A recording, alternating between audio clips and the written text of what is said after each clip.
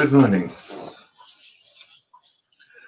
So I'm continuing with the talks that Vimala Thakar gave in New Zealand in 1985 or 1986. Her first visit to New Zealand. And the talks are transcribed in a little book called Exploring Freedom. And this talk is on the nuclear threat and me. So it's 10 pages long, so it will maybe be a little bit longer, but I'd like to read it in one go. The nuclear threat and me. Is there anything that an individual can do to prevent nuclear war?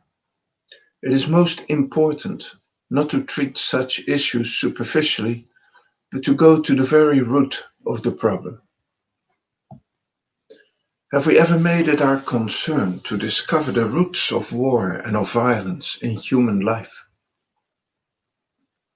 Apparently the battles are fought between Russia and America, Iraq and Iran, Lebanon with Israel, India with Pakistan, and many others. Can we arrest these wars by persuading the presidents of America or Russia, the Ayatollah Khomeini of Iraq, Hussein of Jordan, or Colonel Gaddafi of Libya that they should not fight? What is the power behind the decisions of these prime ministers and presidents? Whence are they sanctioned in strengthening the defense departments and maintaining an industry of war? Where is the sanction for the proliferation of nuclear weapons? Is it only with a handful of politicians and the administrators of states? A century and a half ago, there was a pious desire to root out exploitation, which was looked upon as the root of violence and wars. The workers of the world were called on to unite in an explicit desire to wipe out state boundaries. People felt that capitalism caused war, and the inner contradictions of that system brought about exploitation. With the coming popularity of the socialist ideology and its various branches, and later communism with the worship of Marx, Engels, Lenin, and others, people began to believe that there would be an end to exploitation, that there would be real equality, fraternity, and liberty. Communist ideology, however, carried within it the same rot as capitalism. As a reaction to private ownership, it created state ownership of land and the means of production. Instead of laissez-faire and free economy, it started planned economy, centralized production and distribution, with everything owned and managed by the state. This vision of the rule of the proletariat has not materialized. Exploitation did not end, nor could a classless society be established. While traveling through Yugoslavia, and after discussion with the leaders, it became apparent that the attitude of men towards money and ownership had not changed there. The ratio of remuneration between unskilled and skilled labor was still very great. Why could not a classless society be created even in the nearly 18 or 20 years since the Yugoslav Revolution and its freedom from Russia? The country's leaders candidly agreed that they could change the socio-economic, political, and administrative structures, but not the quality of human consciousness. They could not change the minds of its people. It would seem that the root of violence and exploitation is not only in the systems and structures, but becomes incorporated into them because it is already there in the human psyche. To change outward structures may postpone wars, but it is naive to believe that such changes will end war. There have been demonstrations and peace marches everywhere. All over the world, thousands have marched through the streets to register their protest against nuclear weapons and nuclear war.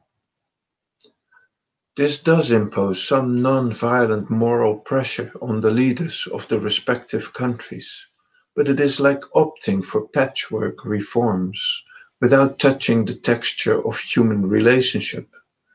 Just piecemeal reforms here and there, and a feeling of satisfaction at having done something.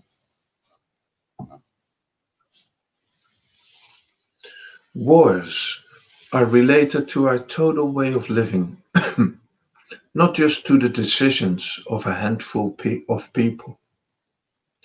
Although the decisions seem to be in their hands, the sanction for those decisions comes from you and me. We are the world because we sanction the existing structures in dozens of ways. If we like the present way of living, the present perspective of life, if we want to continue being pleasure mongers, craving for security to be provided by the state, then we can do little to prevent nuclear war.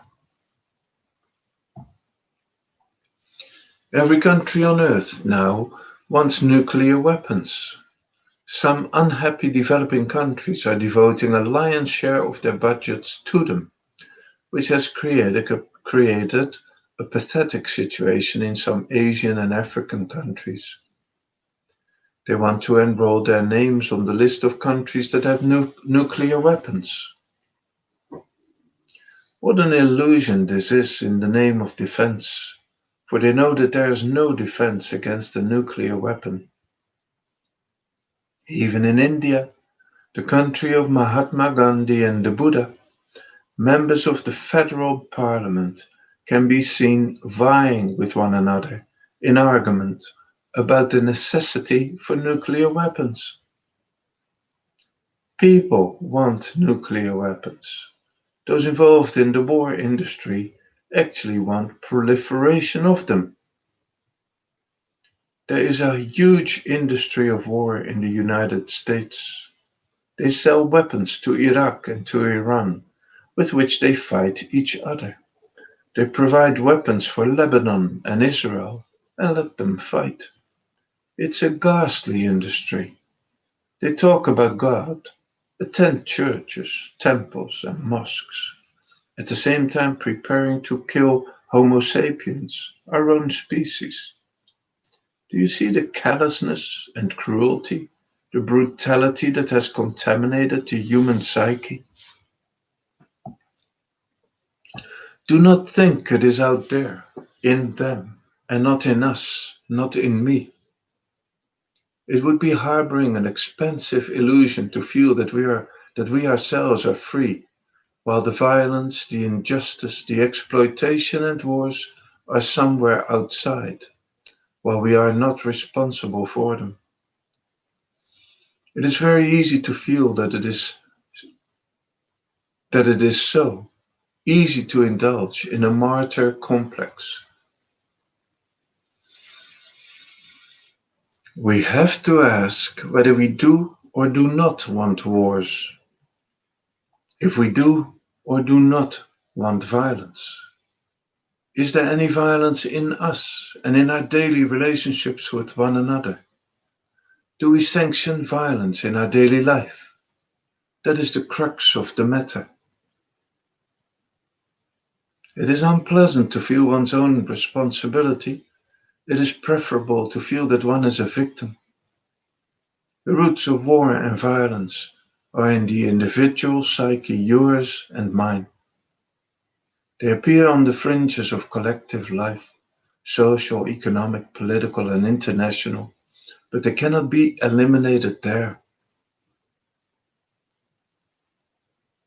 Was there not once a League of Nations that wanted to create world peace and put an end to wars? When it lost its dynamism, it was replaced by the United Nations. Yet what has that done since the Second World War? It has postponed wars, but postponement of war is not peace. There has been no peace in the last 40 years. When we consider the Berlin Wall, Vietnam, Ireland and Great Britain, Israel and Lebanon, can we show what problems can we show what problems the United Nations has solved? They've done marvelous work establishing such things as the World Health Organization, the World Food Organization, and in providing relief, medical help, and food. But that's another matter. Does the human race really want to put an end to war and have peace as a total way of life?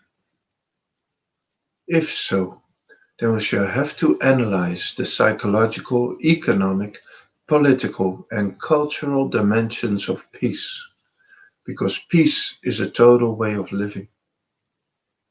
Peace cannot be artificially imposed, cannot be grafted onto existing structures. It is not just a nice feather to be worn in our caps. Today, this is 1986, today there is the fear of nuclear war, and tomorrow there will be the possibility of Star Wars, war from space, against which there will be no defense whatsoever. Even today, innocent civilians are slaughtered, and we have seen chemical warfare. What has happened in the last 25 years is enough to shock the sensitivity of any alert citizen of the world. Any imbalanced person can trigger a war today because of the massive quantity of arms stored in so many countries. France and England have them, even Pakistan and India seem to have them, and of course, the superpowers. An individual cannot persuade the world leaders. They're not going to listen to any voices of reason. They may show that they are influenced by it for a while, but will only return to their old ways. Consider the reluctance of the President of America to meet Gorbachev in Geneva. It took Senate and Congress a real effort to persuade him to agree to the meeting. Yet unless we can persuade the leaders, the whole human race, yet unless we can persuade the leaders, the whole human race could perish, although it is unlikely that humanity would be stupid enough to commit collective suicide like that. But there is still that possibility. Between the possible moment of perishing and today, here and now, what can you and I do while we meet here in New Zealand? Apart from demonstrations, peace marches, appeals, letters and articles, music, dance, drama, can we do anything to bring it to notice? Is there anything that we can do with ourselves so that at the moment of death we shall at least be free of the inward battles and fights and wars? At least we shall be able to die as a center of peace. An intensity and depth of sorrow is vibrating through these words.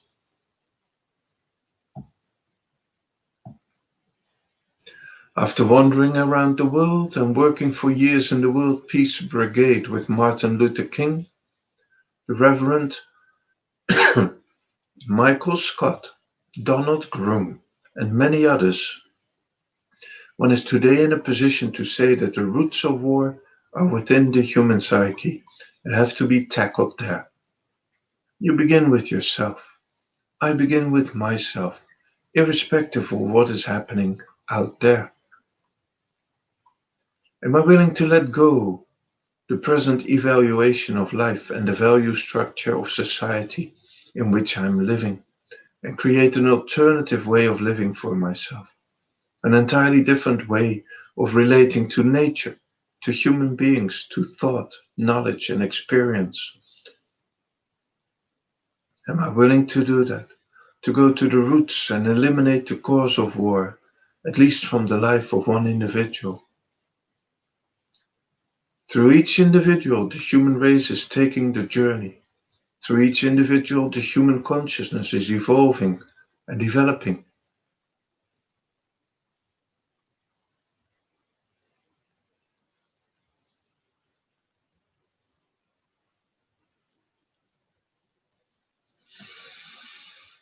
Transformation in the life of one person is of tremendous importance, for it affects the consciousness of the whole human race.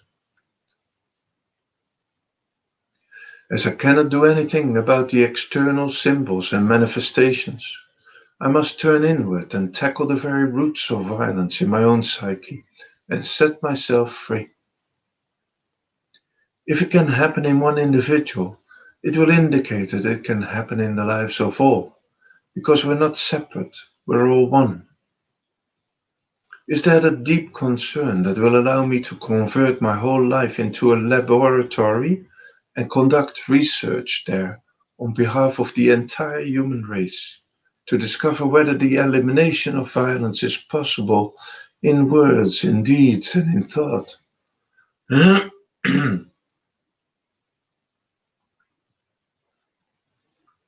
I look at my behavior from morning till night and notice that the I consciousness in its every movement is acquisitive and therefore on the defense.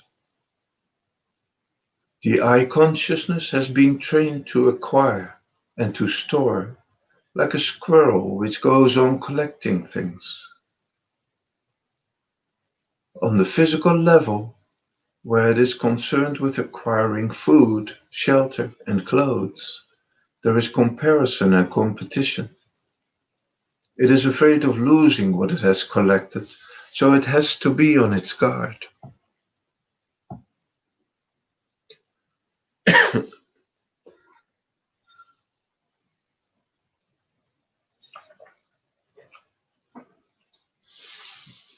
Acquisitiveness and defensiveness go together, as do comparison and competition. In that competition is the germ of assertion and aggression.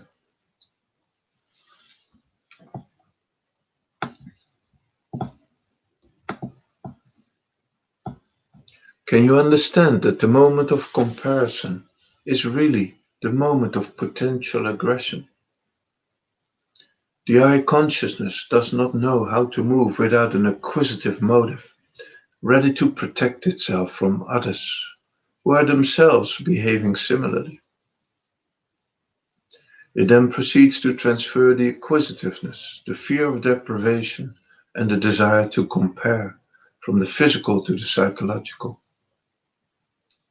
Yet on the psychological level, the I consciousness has been grabbing and acquiring knowledge since childhood. Knowledge is organized information, and the collection of it brings a feeling of power. This would be relatively harmless if it were not for the temptation to deduce permanent conclusions and develop theories based on that knowledge. It is valid to hold theories about such things as making a car, an aeroplane, a missile, or a rocket. It is when theories are developed about human beings, human lives, and relationships that problems arise. Theories are also developed about God, whether there is one God or many. Is the God personal or impersonal? Is it he, she, or it? Something that's outwardly like the socio-economic political structures is created, but inwardly the I consciousness is creating structures about God, the divine, then about human beings and relationships. Theories can be very rigid and have to be protected, as have the dogmas and sects created in the name of religion.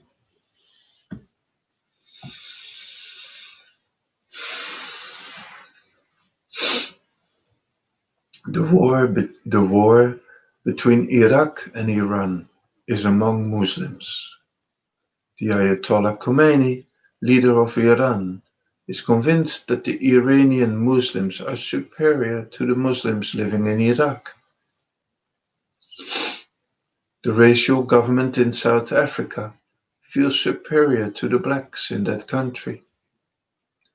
State terrorism is being justified there, where it is racist fundamentalism, as it is religious fundamentalism in the Middle East, and caste fundamentalism in unfortunate India.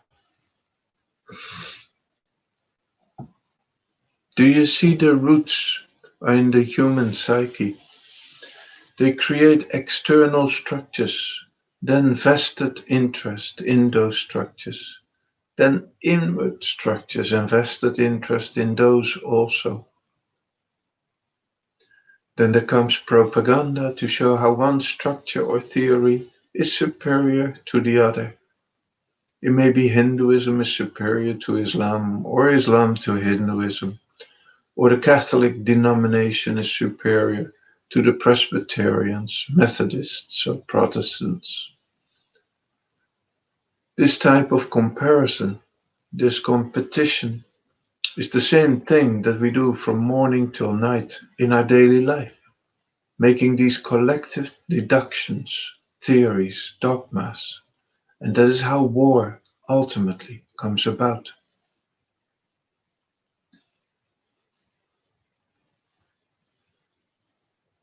As if that was not sufficient, people turn to spirituality, acquire transcendental experiences, and build theories around them, wanting to organize the truth they have found.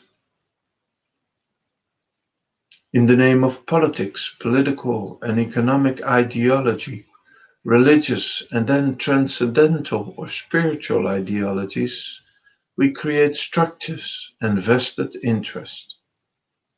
Then, in the guise of protecting them, we fight against one another. It is crucial that we understand how wars are born. When you feel superior to others, you have a sense of self-righteousness and become callous. That is where exploitation begins. The moment you feel superior to another human being, the seeds of exploitation are sown. Whether verbal, psychological, or through action, it is exploitation nevertheless. The amount of psychological exploitation and warfare within the four walls of every house, every organization and institution are the unwritten battles. No one writes a history of the psychological warfare that goes on, so we are not aware of it. Wars are wars, whether they are fought with words or weapons. The destruction and mutilation of the psyche is perhaps much more devastating than the destruction of material property. Using words, we are taking a journey together, not spreading information, but looking at facts. In themselves, the words are not of much importance, but the facts that they point to and the truth behind those facts that we feel with sensitivity are of the greatest importance. Do we see that it is the acquisitiveness incorporated in the I consciousness that is the root of violence and wars? We may watch to see whether the I can ever move without being urged by the need for acquiring pleasure, goodwill, recognition, or prestige, wanting some gratification of ambition or of the image of oneself. Even if we watch for the fun of it, we shall notice that there is an acquisitive motive behind I consciousness, whenever it moves and in whichever direction. You may sublimate the motives. Many techniques have been developed for this. But the I, that identity which sublimates the motives and looks at those sublimations, remains there.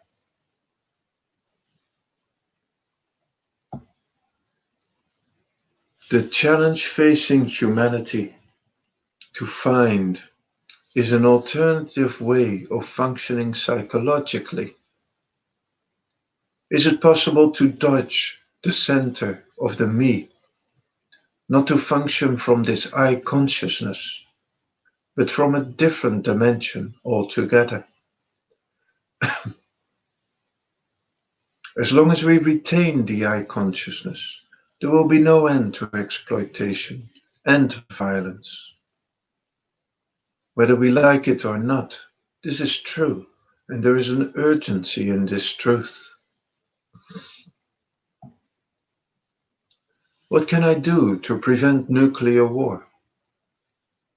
This question is reduced to: what can I do to explore whether there is an alternative way of functioning through consciousness, which does not suffer from I consciousness, from the me, the self, the ego? It is certainly very difficult to accept that this me, this self, is at the root of all war, of all violence.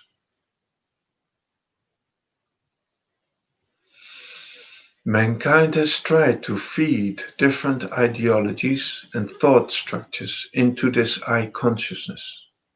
Instead of capitalism, communism. Instead of communism, Gandhiism. In place of atheism, agnosticism, and other isms. But it has not helped. Feeding new thought patterns into the brain will not end war. The I consciousness will find new weapons. Instead of a bow and arrow, a sword. Instead of a sword, a gun. Then nuclear and chemical weapons. Perhaps even more sophisticated weapons than these in the future. That is how we are using our natural sciences.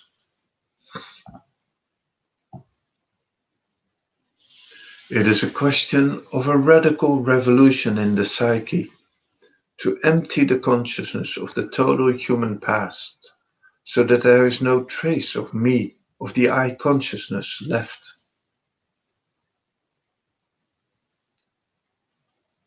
It is only in the ending of the I consciousness and its movement that peace will be possible.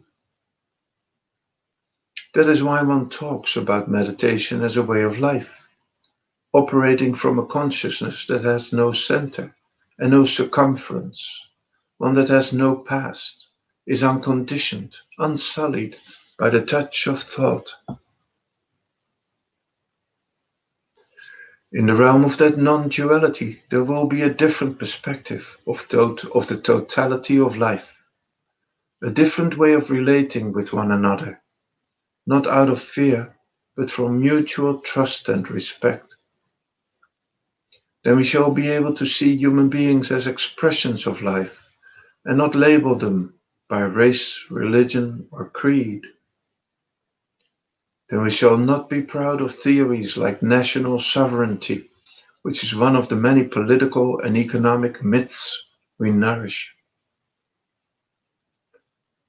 We have discarded many religious superstitions. Are we also willing to throw away political and economic myths, which have no relevance to the present context of our life? If we want to remain divided as nations and believe in what is called nationalism, which is, after all, only sophisticated tribalism, if we want to preserve national interests and economic, political, ideological, and racial imperialism at the expense of global and planetary interests? Are we not hypocrites to talk about preventing war or nuclear war?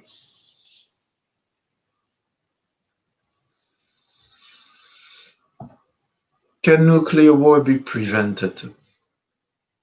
Is there any compatibility between peace and those divisive and separative loyalties mentioned above? If we are dedicated to those, how can we establish peace? Acquisitiveness, comparison, and competition are the same on the individual or national level. They do not become virtues when used in the name of nation, religion, or race. Do we see that these traits are obnoxious? Or do we really believe that only America and Russia are responsible for this terror of nuclear warfare? Are we so naive as to believe that? I am the world, and I wage war inside myself. Are we not aware that man is violent, in spite of all his culture, civilization, religion, and philosophy? We are on the verge of a crisis which will be fought on the psychological front. There is an urgency about this psychic transformation. We have our backs to the wall. There is no choice.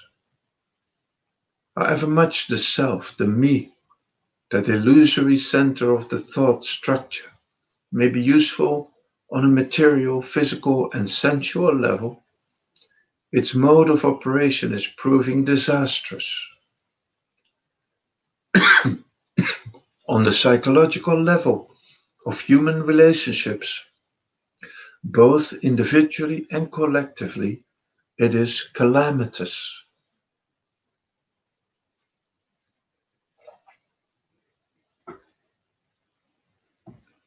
Let us be aware of this truth so that we may explore the challenge in our own lives as to whether there is any other way of operating. Can there be freedom from this prison house of thought, or is mankind doomed to live forever as a prisoner of the thought structure? Do you see what the problem really is? It is freedom from the thought structure, from the fear, jealousy, and competition, from acquisitive motivations, and so on.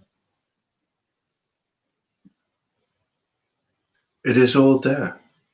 It has the momentum of thousands of years behind it, so you cannot change it, control, or reform it.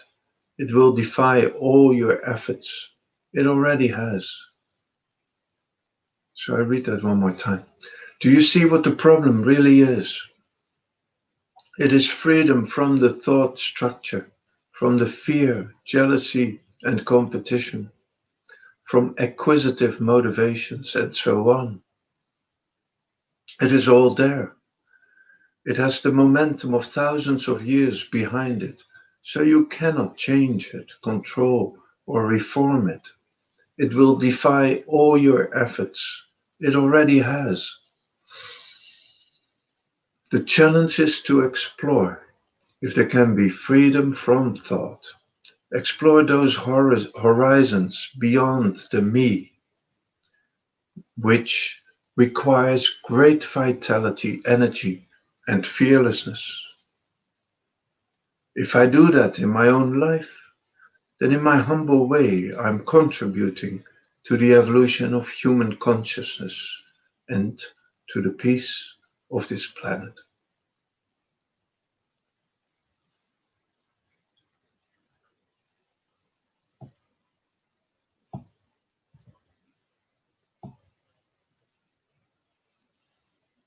So thank you very much. Have a very good day. Bye.